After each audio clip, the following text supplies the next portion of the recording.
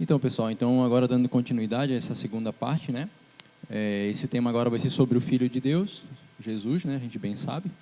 E aí, como o Pedro falou, de todo o curso, né? De toda a formação, são temas bem profundos, só que como são pouco tempo, a gente não consegue abordar os aspectos todos, né? De nenhum tema. Então, a gente vai se atentar em alguns aspectos de Jesus nesse momento. Então, o Pedro falou no primeiro momento que nas Sagradas Escrituras Jesus é falado, o Messias, tal, mas aí então a gente vai ver o que é falado, né, na Sagrada Escritura, né? Em que momento que no Antigo Testamento é profetizado, é falado tanto dele, né? É avisado para o povo como é que ele vai vir, como é que eles vão identificar quem que é de fato o Messias, o enviado, né? E aí então, os pontos principais da gente nessa segunda etapa da formação é a gente identificar realmente Jesus é esse Messias, né? Que é profetizado lá nas Escrituras, no Antigo Testamento. Por que se ele é de fato o Messias, como a gente acredita, e por que ele precisou se fazer homem, né, e habitar entre nós? E, por último, que consequência que a gente acreditar nisso, né, ter Jesus como nosso Deus, como Filho de Deus, segunda pessoa da Santíssima Trindade, que consequência isso traz para a nossa vida? Então, a morte e ressurreição de Jesus, ela não é uma matéria de fé, ela é um fato histórico. Por mais que pareça algo assim meio estranho em primeiro momento, são tantos relatos, como o Pedro falou, tantas coisas que a gente tem hoje, para quem estuda e vai atrás e consegue ter acesso, que a gente vê que realmente não é uma matéria simplesmente de fé, né? Os fatos, os livros, as escrituras, o que a história conta, a gente vai ver depois ao longo do que a gente vai falar para frente, isso tudo a gente vê que é uma história que realmente aconteceu. Não teria como se forjar uma história toda da maneira como a gente acredita, se ela de fato não tivesse acontecido. A sua vinda, ela é prometida no Antigo Testamento também, como já foi falado, isso a gente vai ver depois algumas passagens. E a sua divindade não foi uma invenção dos seus seguidores, no caso aqui uma pergunta, né? Será que de repente a gente não acredita em tudo isso porque aqueles que, quando fundaram a igreja a pedido de Cristo, não começaram a criar um culto, uma idolatria ao redor dele, mas ele só foi uma pessoa boa, um cara gente boa, acima da média, mas não era realmente Deus, né? Então também isso a gente vai ajudar a entender um pouco nessa formação de hoje. São alguns dos principais aspectos que a gente vai estar vendo. Então, aí aqui nesse primeiro momento, né, algo que mostra muito que não é algo de nós, católicos ou cristãos, que fizemos tudo isso parecer verdade, né, mostra muito que, na verdade, os próprios judeus, eles são os guardiões, ou foram os guardiões também, desses livros proféticos, né, que já citavam Jesus, já falavam da sua vinda. Séculos antes de Jesus, os judeus já tinham em suas escrituras uma série de profecias concretas referente ao Messias, o Filho de Deus. As escrituras prepararam o povo para reconhecer o Messias quando ele viesse, né? Isso também a gente já falou ali no tema anterior. Então, é importante a gente perceber que era necessário que o povo tivesse preparado para que quando o Messias viesse, eles conseguissem identificar. Porque depois a gente vai ver, por exemplo, né, algumas características que a Escritura já davam do Messias. Por exemplo, ele vai nascer em Belém. Daqui a pouco daí todo mundo que é lá em Belém, aí aparece alguém e fala assim, eu sou o Messias. Você, tá de brincadeira? Eu te conheço, né? Como fizeram com Jesus. Tá de brincadeira? Tu é o filho de José. Que história é essa de Messias? Então, a gente vai ver que a Escritura, ela traz toda uma preparação para que quando o Messias viesse, não ficasse em dúvida entre o povo. Santo Agostinho vai falar, né? Como comentou Santo Agostinho, não nós, mas os judeus são os conservadores desses livros que são nossos.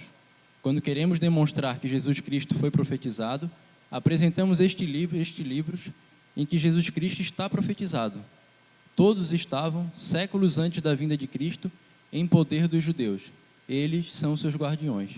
Esse é um trecho tirado do livro Jesus Cristo é Deus, do Laboruta, na página 30. Esse livro é um livro bem importante que, se eu não me engano, ele é um espanhol. Ele fez esse livro para comprovar, através de várias visões históricas e científicas, o fato de Jesus ser Deus. E até esse livro ele tem um apelido de ser uma máquina de fazer cristãos.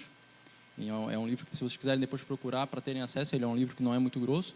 Até o próprio Felipe Aquino é que daí começou a traduzir aqui no Brasil, porque a editora, na época que vendia aqui no Brasil, parou de fazer a edição dele. Então, hoje a Cleofas, que é a editora dele, que faz essa divulgação do livro. E aí a gente entra então nas profecias, né? São mais de 30 profecias no Antigo Testamento que já citavam Jesus, ou na verdade, né, não citavam com o nome de Jesus, mas como o Messias, o prometido de Deus. E aí vamos agora a gente ver algumas delas. algumas delas vão dando as características dele, como eu falei, né? Então a gente vai ver aqui, ele vai vir de Isaac, descenderá de Jacó, da tribo de Judá, da família de Davi, ele nascerá de uma virgem. Malaquias anunciou que ele nasceria em Belém, né? Do lado a gente tem ali aonde estão essas citações dentro do Antigo Testamento. Ali até da família de Davi tem ali a citação no Evangelho de Mateus, que é onde ele também, se a gente lembrar no Evangelho de Mateus, o início dele é uma leitura bem maçante, bem densa, que ele vai falando, fala de Davi, antes ele fala de Abraão, de Isaac, de Jacó, de Jaraboão, de não sei o que, vai dando todo um monte de gente até chegar em Jesus.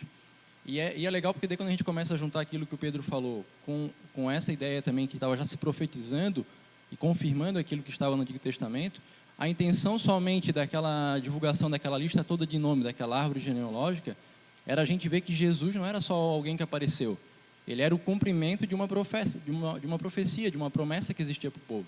Mostra que ele era descendente de Abraão, de Isaac, de Jacó, de Davi, porque todos eles os nomes deles estão no meio daqueles nomes todos ali.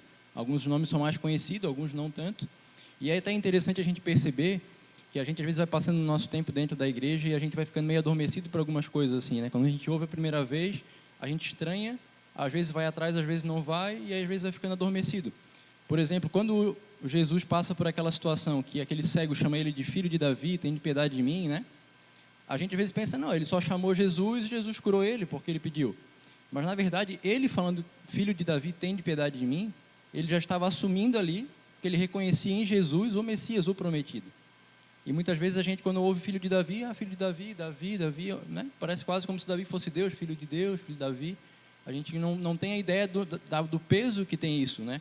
Naquela época, tu chegar e profetizar que, não, eu acredito, eu creio que tu és o filho de Davi. Então, aquele cego estava falando isso, além de pedir a cura, mas ele estava acreditando que ele tinha poder para aquilo por ser enviado. E outra coisa, às vezes a gente ouve também, né? Jesus, o leão da tribo de Judá, né? Então, como o Pedro também falou, né? Tinham as 12 tribos do povo de Israel, né? E foi da tribo de Judá que Jesus veio. E o leão, né? É o rei do reino animal, né? Então, se a gente pegar isso, tem um peso muito forte, né? O leão da tribo de Judá, o mais poderoso da tribo de Judá, que foi da onde Jesus veio, da descendência da tribo de Judá. E aí a gente vai pegar, né, mais ali, outras que a gente já citou. E aí também a gente vai ter as profecias da paixão de Cristo, e tudo aquilo que ele iria passar na sua paixão, a gente também já encontra lá nas Escrituras, mesmo antes de Jesus vir. A gente vai ter ali que o Messias seria traído por um amigo, aí dentro do parênteses, sempre após a citação, primeiro está aonde estão os trechos no Antigo Testamento, e ali por fim, estaria em amarelo, mas ali não representou muito bem no telão, né? No final ali é o Evangelho, onde aquilo ali está constatado e confirmado. Então fala que ele seria traído por um amigo, seria vendido por 30 moedas de prata, né? Então lá em Zacarias, o profeta Zacarias já falava isso. Então depois a gente, né? A história agora a gente já conhece, mas ela já estava contada, né? Só que partido ali no meio das Escrituras a gente vai achando já alguns fragmentos disso. Depois fala que as 30 moedas seriam lançadas no templo, né? A gente lembra bem lá na Paixão de Cristo, né? Depois que Judas ali ele fica meio em parafuso, quando vê a situação toda que Jesus vai sofrer aquilo tudo, ele vem e joga as moedas no chão, né? Fala que pegou aquelas moedas entregando sangue inocente. Então, também a gente já tinha lá em Zacarias falando sobre... em Zacarias também, né? Depois fala que ele seria abandonado pelos seus discípulos, seria acusado por falsas testemunhas, né? A gente lembra lá quando também ele fala que está no meio do sacerdote, lá do sumo sacerdote, né? Caifás interrogando ele, como aquelas pessoas começam a falar várias coisas de Jesus que não faziam sentido, né? Até caçoando mesmo dele. Depois fala ali que ele ficaria mudo diante dos seus acusadores, né? E aí tem uma passagem ali que fala que ele foi oprimido e humilhado, mas não abriu a sua boca, que já falava lá em Isaías disso, né? E a gente vê que realmente Jesus pouco se manifestou naquele sofrimento todo que a gente vê ao longo da paixão de Cristo. Aí fala que seria açoitado e ferido também já em Isaías, seria zombado, já fala nos Salmos. Fala que as suas mãos e seus pés seriam transpassados. Fala que ele seria crucificado entre malfeitores, né? Os 2 ladrões na cruz. Fala que os seus ossos não seriam quebrados, né? Se a gente lembrar bem lá no Evangelho, quando eles vão quebrar a perna daqueles que já estão ali, Jesus e os 2 ladrões, porque é um sábado, já está chegando a Páscoa, né? Então não poderia deixar nenhum cadáver ali exposto. eles vão quebrar a perna para acelerar ali a morte daqueles ali que estão condenados. E quando o guarda chega, ele quebra a perna dos 2 ladrões, quando chega em Jesus ele vê que ele já está morto e não quebra. E até alguns evangelhos falam, né, não quebrou para que se cumprisse a profecia que nenhum dos seus ossos seriam quebrados. E aí a gente vai fazendo o link, né? Por isso que é legal a gente ter um pouquinho da base antes ali da Escritura. Quando a gente fala agora, já, link, né? Não se liga às vezes com essa profundidade. Aí fala ali que o seu corpo seria colocado na sepultura por um homem rico, né? Que no caso ali José de Arimateia, né? A gente vê que ele pediu para que pudesse pegar o corpo de Jesus e levar, né? E colocar na sepultura. E aí o próprio Jesus ele confirma em algumas passagens depois que ele veio para cumprir as Escrituras, né? Aí ele fala, né? Examinai as Escrituras, porque julgais ter nelas a vida eterna, e elas são as que dão testemunha de mim. Lá em João isso. Depois ele fala, né? Cumpriu-se aquilo que Filipe disse a Natanael. Encontramos aquele de quem Moisés escreveu na lei e que os profetas anunciaram. É Jesus de Nazaré, o filho de José. Né? Então aqui João já está no Evangelho, dizendo, tudo aquilo realmente agora está acontecendo aqui no meio de nós, né? Desde lá de Moisés, dos profetas, chegou, né? Chegou a hora de a gente ter o Messias no nosso meio, que é Jesus, o filho de José. Aí a gente lembra da passagem também na sinagoga, né?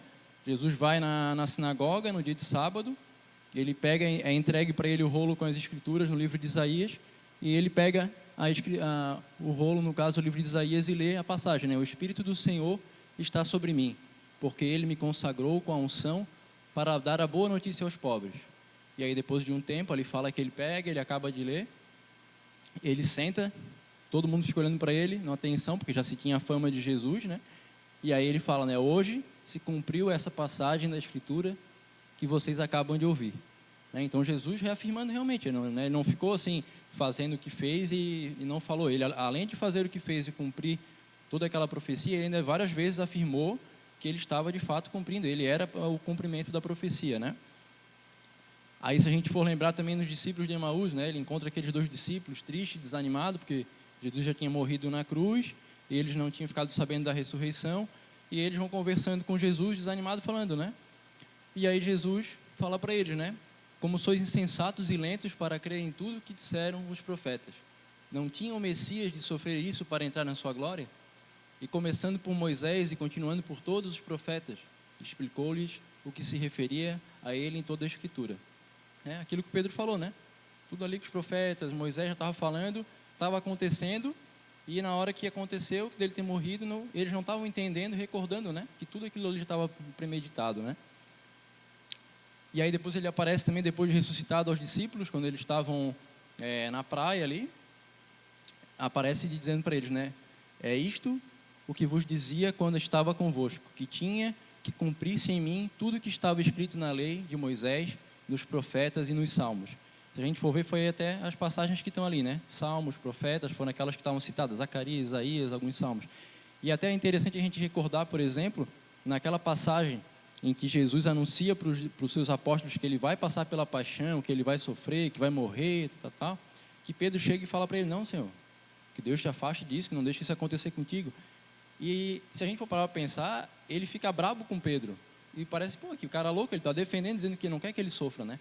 Mas na verdade ali ele está dizendo, se não estou entendendo, eu sou aquela promessa. Tem tudo isso para acontecer, se a promessa não se cumprir, a profecia não se cumprir como era previsto, como é que vão acreditar que eu sou filho de Deus, né? Que eu sou enviado, né?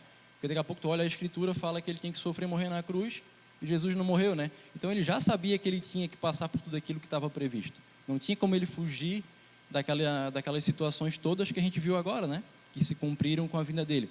E é interessante a gente ver que assim, Jesus não procurou que as coisas acontecessem, né? As coisas foram acontecendo naturalmente, né? Ele não falou, venham, me crucificam, porque eu preciso ser crucificado, porque a profecia diz que o Messias é crucificado, né? Agora vem, zombam de mim, porque preciso ser zombado, porque está dito lá. As coisas foram acontecendo como estava escrito, porque realmente era o desígnio de Deus, né? E aí, nos vem a pergunta, né?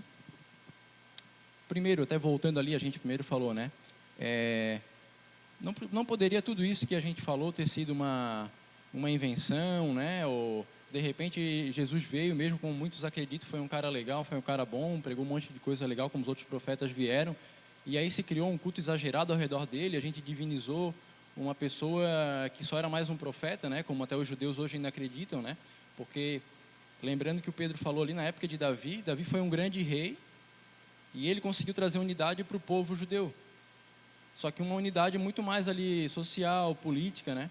Então, um dos aspectos que faz os judeus não acreditarem ainda hoje que Jesus é o Messias, eles ainda aguardam o Messias, é porque eles aguardavam alguém que, assim como o rei Davi, fosse alguém muito mais político e que organizasse o povo, trouxesse essa paz terrena para o povo de Israel, para os judeus, do que algo mais salvífico, espiritualmente falando, né? Então, isso já é um ponto, né, entre outros que a gente daí teria que aprofundar em outro momento, que eles não aceitam Jesus como Messias e continuam sendo somente o povo judeu, continuam sendo da religião judaica, né? E nós que acreditamos em Jesus, trouxemos o Antigo Testamento, mas a partir do momento que a gente vê que Jesus se revelou, o Messias veio, a gente acredita nele, passamos a ser cristãos a partir daquele momento, né? Então, antes de Cristo, todos que eram do povo de Deus éramos judeus, né? E aí alguns ali se dividiram, né? Agora, quem aceita Jesus como esse Messias somos cristãos e os judeus continuam vivendo a religião deles, acreditando no Antigo Testamento, né? E assim até hoje. E aí é interessante a gente pensar, né? Pô, mas então, será que não inventaram, né? Não trouxeram tudo isso? Não combinaram tudo ali, não criaram um monte de milagre, um monte de coisa? Só que uma coisa que acontece, a gente tem 4 evangelhos hoje, né? Só que existe uma dezena de evangelhos.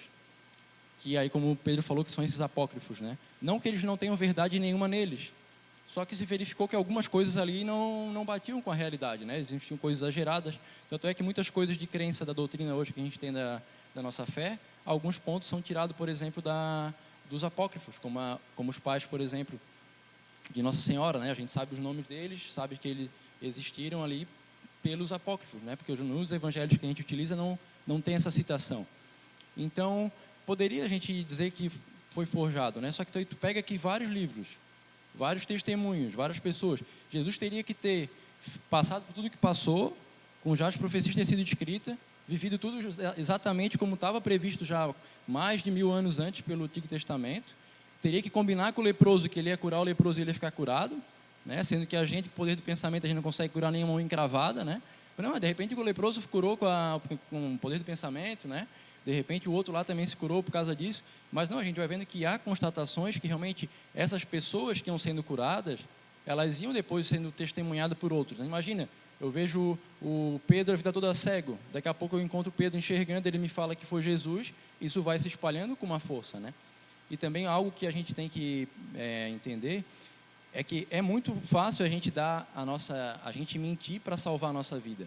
Mas os primeiros cristãos não tinham nada de ganhar a vida mentindo, como se isso fosse uma mentira, né? Levando isso à frente. O que eles recebiam em troca era em geral a perseguição e a morte, né? Tanto é que todos os apóstolos, os primeiros cristãos ali foram realmente sendo mortos de maneiras quase tão ruins quanto Jesus foi, né? Então, tudo isso a gente tem que pensar. Se a gente for, pelo menos, por exemplo, os muçulmanos, tinha todo um benefício de ser muçulmano no início. Existia ali uma questão militar de tu possuir terras a mais quando se juntava aos muçulmanos e outras questões que eram benéficas também, além de algo religioso. Então, levar uma mentira à frente, né, com toda a perseguição, com tudo isso que trazia à frente, é outro ponto também que a gente tem que pensar que é meio doido, assim, né, a gente acreditar em tudo isso.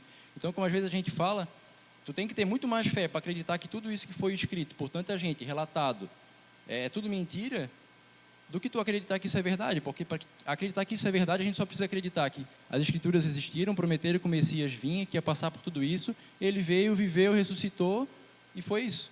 Agora, para mim acreditar que isso é uma mentira, eu tenho que acreditar que tudo isso é mentira. Né? Que essas Escrituras já foram forjadas desde o começo, que Jesus não passou por nada disso que as Escrituras falam, que o Evangelho fala que ele passou, que todo mundo que foi seguindo Jesus depois e que foi fundando a sua igreja também foram mentirosos, né? Então, a gente precisa desconstruir muita coisa para acreditar que a nossa fé, que Jesus, que tudo isso é uma grande mentira, né? Então, isso é importante às vezes a gente ter, porque a gente acredita em Jesus, né? Mas às vezes, se a gente não tem uma base sólida para a gente saber por que acredita, às vezes um comentário ali fora, às vezes vai deixando a nossa fé um pouco mais fragilizada, uma entrada numa universidade com um ambiente mais ateu, né, mais laico, às vezes vai deixando a gente com a nossa fé mais amolecida, e daqui a pouco, quando a gente perceber, a gente até está na igreja, mas com uma fé em Jesus assim meio superficial, né? Então aí, essa outra parte agora, né? Por que que Deus se fez homem e habitou entre nós? Aí são esses 3 aspectos. No catecismo ele fala de mais alguns aspectos, mas aí eu peguei só esses 3 para a gente daí não alongar demais, né? Então, para salvar-nos e reconciliando-nos com Deus, para que assim conhecêssemos o amor de Deus e para ser o nosso modelo de santidade. Aí falando um pouquinho agora desses 3 pontos. No primeiro ali, no caso, para salvar-nos e reconciliar-nos com Deus, né? Aí o catecismo vai falar: pois o homem já foi salvo por Deus, mas sua alma ainda não está fora de perigo.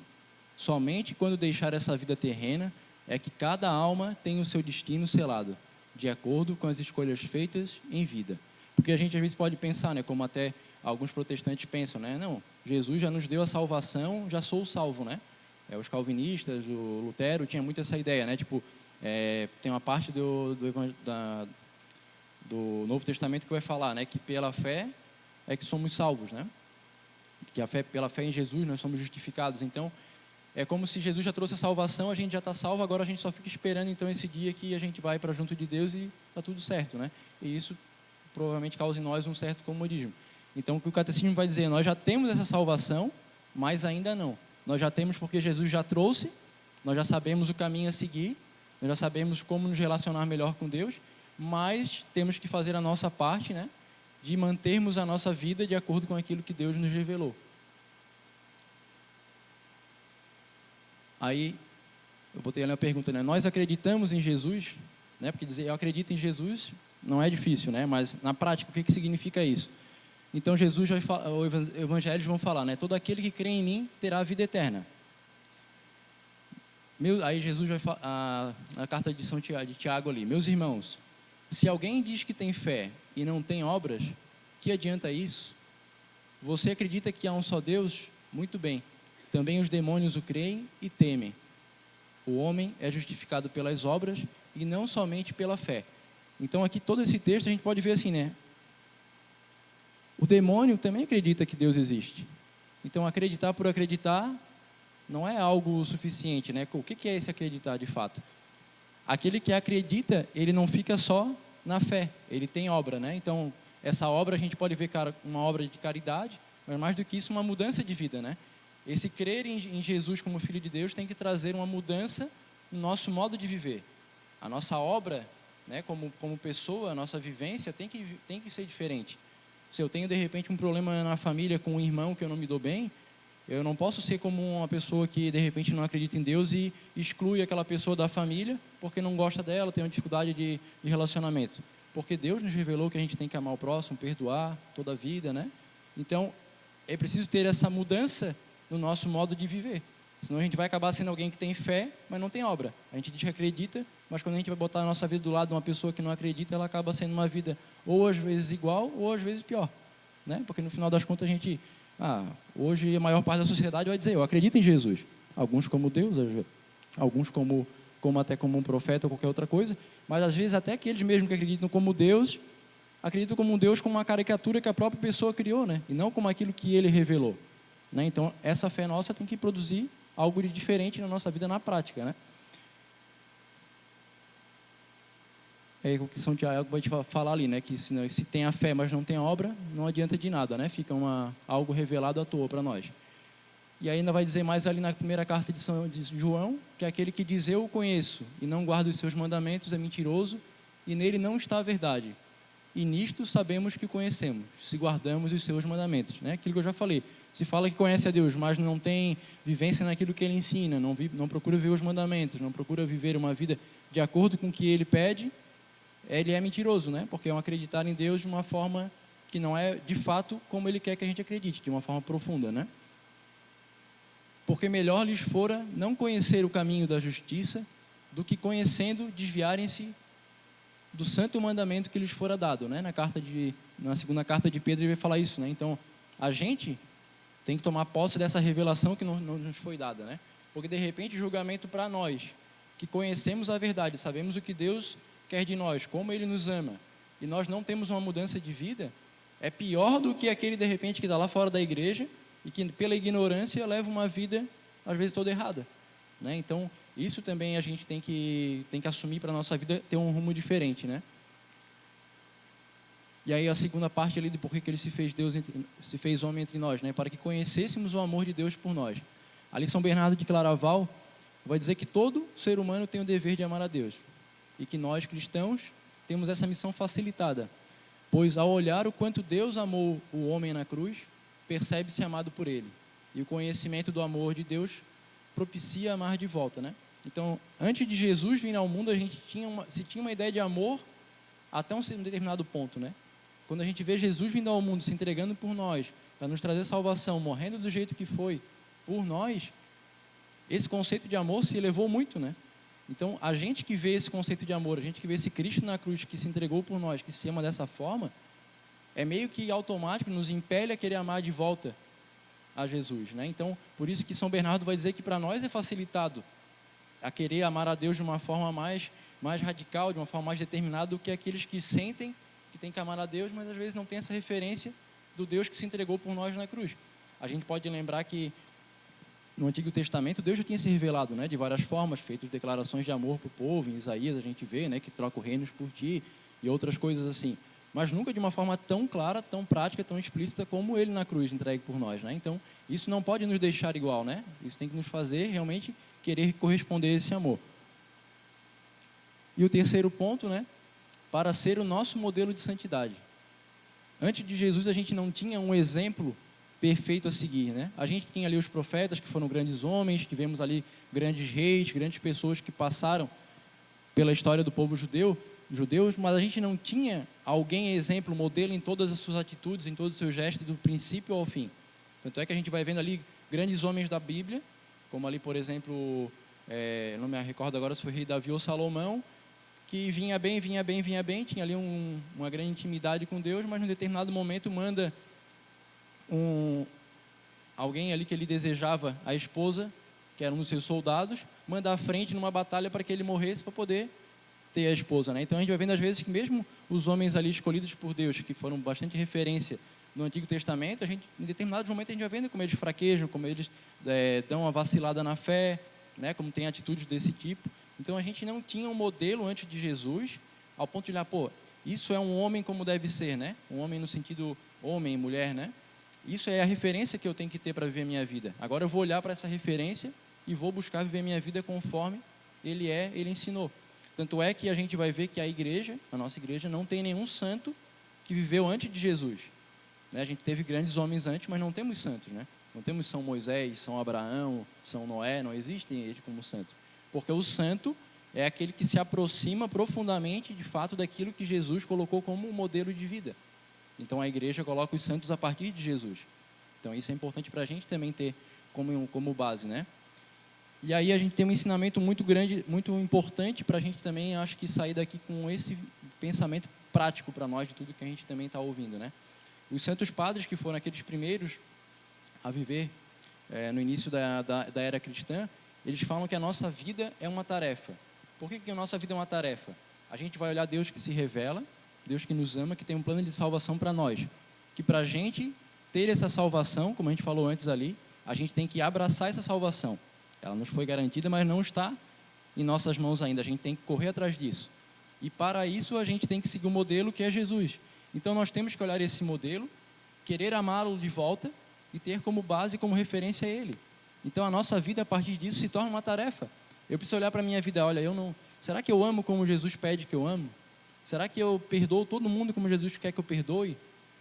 Será que eu tenho misericórdia do outro? Será que eu ajudo aquele mais necessitado? Tudo aquilo que Jesus vai falando, a gente tem que olhar para a nossa vida e fazer, né, um comparativo, né? Bota Jesus de um lado, eu do outro, e a partir disso a nossa vida se torna uma tarefa de correr atrás disso. Olhar as áreas da nossa vida que não estão como Jesus pede e ir se adequando a isso, né? Então, a nossa tarefa como cristãos de buscar a santidade é justamente isso. Nos tornar a nossa vida igual à vida de Cristo, né? Para que a gente possa dizer como São Paulo, né? Que hoje já não sou eu que vivo, mas Cristo que vive em mim. Porque ele já não fazia mais nada por ele mesmo. Tudo que ele queria fazer, o que ele ia fazer, ele analisava, olhava, rezava se era de acordo com aquilo que Deus queria. E chega um determinado ponto da vida dele que ele vê, não, eu não tenho mais escolhas por mim mesmo, né? O que eu escolho fazer é baseado naquilo que Deus me revelou, né? Então, Essa também é a nossa tarefa, né? De sermos santos dessa forma. Aí, para a gente fechar então, nessa tarefa, temos um aliado que é o próprio Cristo, a quem podemos sempre recorrer. Jesus não é apenas uma pessoa para ser estudada ou traz consigo apenas uma filosofia de vida. É o próprio Deus a quem devemos nos relacionar através da oração. E isso é importante a gente perceber, porque assim, Jesus poderia ser aqui algo que a gente estudou hoje, a Sagrada Escritura, e a gente estudou, né? Como a gente estuda a história com o povo Egito, de Cleópatra, de um monte de gente, história do Brasil, estudou, conheceu, opa, agora eu estou sabendo mais de Jesus, estou sabendo mais da Bíblia, vou para minha casa e estou sabendo. Porque a gente não se relaciona com uma história, né? A gente não reza para uma história, a gente não pede ajuda para uma história, para um ser que a gente estudou, para alguém famoso que a gente estudou e ficou sabendo. Porque Jesus é o próprio Cristo, né? É o Filho de Deus. Ele, além de se revelar e pedir que a gente viva daquela forma, dizer o amor que tem por nós, ele se coloca ao nosso lado para dizer, olha, eu estou aqui, né? Ou estou no céu, mas estou à disposição para aquilo que vocês pedirem, solicitar a mim, né? Que com a força do Pai, com a força do Espírito Santo, eu vou estar ajudando vocês. Porque se a gente não ver dessa forma, vai ser algo realmente que a gente vai ficar estudando a vida toda, pode falar muito bem, conhecer muito, mas não, né? Não tem um relacionamento, né? Pode ser uma filosofia que eu acho muito legal, mas ninguém reza para uma filosofia, né? Ninguém reza para ficar rezando, se eu vou rezar para essa filosofia e me ajudar a viver essa filosofia. Então Jesus, ele mostra tudo isso e ainda fala, ó, eu estou aqui à disposição de vocês. Na dificuldade que vocês tiverem para viver a santidade, para seguirem o meu modelo, né? Para serem igual a mim, eu estou à disposição. Peçam o meu auxílio, né? É na dificuldade que a gente deve solicitar, porque senão a gente às vezes fica vivendo uma vivência como cristão, às vezes assim, a gente fica vivendo nossos planos, e quando eu não consigo ver os nossos planos, ou tenho dificuldade, ou quero muito e não sei se com as minhas forças eu vou conseguir, eu peço para Deus me auxiliar naquilo. Então eu estou vivendo a minha vida como eu quero, e às vezes uso de Deus para que Ele me ajude naquilo ali. E às vezes não é um plano dele para a nossa vida, né? Então a gente precisa colocar Ele no centro, né? Olhar Ele como esse espelho que a gente tem que adequar a nossa vida, e lembrar que Ele está ao nosso lado para que a gente possa conseguir isso, né? Que só nele a gente tem força, né? E lembrar que como a gente tem na nossa mística do movimento, né? Que tudo a gente pode naquele que nos fortalece, né? Porque às vezes a gente pode olhar, pode parecer difícil, né? A gente começa a lembrar só de alguns ensinamentos de Jesus e já começar, não dá, não tem como, né? Mas não precisa dar agora, né? A gente precisa começar a se colocar em luta, né? Em tarefa agora, né? E pedir para que Ele seja esse auxílio nosso todos os dias. Amém?